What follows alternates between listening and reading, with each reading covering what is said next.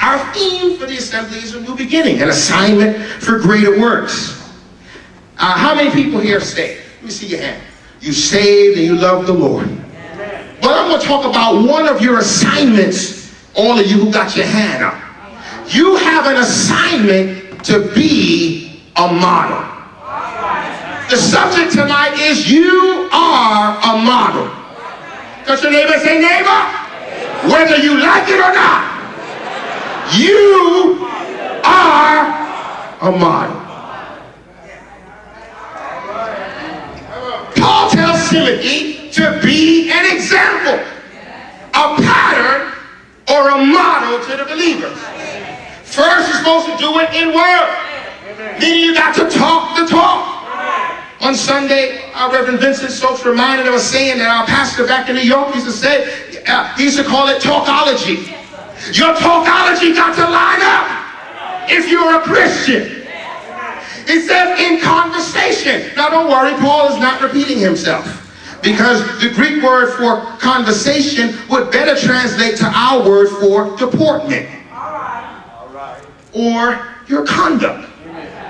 So he's saying, be thou an example in the way you talk, and be thou an example in the way you walk. He says, do it in charity, meaning in love. Do it in spirit, in faith, and in purity. Verse 15, he says, meditate on these things that I'm saying to you, that thy profiting or thy progress would appear to all, including your haters. Even your haters would have to say, you know, I really don't like this dude, but he sure is an example, a pattern, or a good model.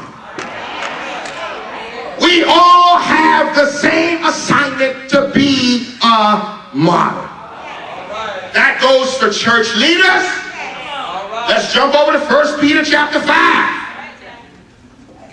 1 Peter chapter 5. Church leaders have an assignment to be good models. He starts off in verse 1. He says, the elders which are among you I exhort, who am also an elder and witness of the sufferings of Christ, and also a partaker of the glory that shall be revealed. He says in verse 2, feed or shepherd the flock of God which is among you, taking the oversight thereof, not by constraint or by force or because you have to, but willingly, or I like how the Message Bible puts it, do it because you want to please God. Not for filthy lucre or calculating what you can get out of it, but do it of a ready mind. Verse 3 says, neither as lording over God's heritage, or we should not be bossy over God's people. Since folks, these people don't belong to us. They belong to God. We are nothing but a little hall monitor. You know, you got all the students together and the teacher say, I'm leaving the room, so I leave you as the monitor. You were in charge. Can you imagine that student talking like, all right, now y'all gonna listen to me? Oh no! We have to respect the person because they're in charge. But make no mistake, you a student just like everybody else. The chief shepherd will come back and find out if you were a good shepherd. We can't be bossy.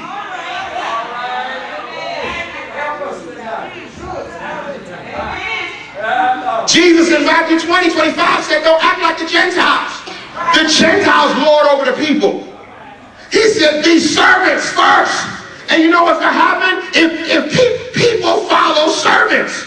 I thank God for our leadership, because our leadership, they're humble people. Not one of the leaders are arrogant. And I thank God for that. Because we got too many people with arrogant minds when God has called us first to be servants. And if we act like servants, people will follow servants. But he ends up this verse by saying that we ought to be, and the word there in King James is ensamples to the flock. But it is the same Greek word, typos or tupos. Be an example, a pattern, a model. So that means preachers, pastors, clerics of every rank. This is your assignment, to be a model.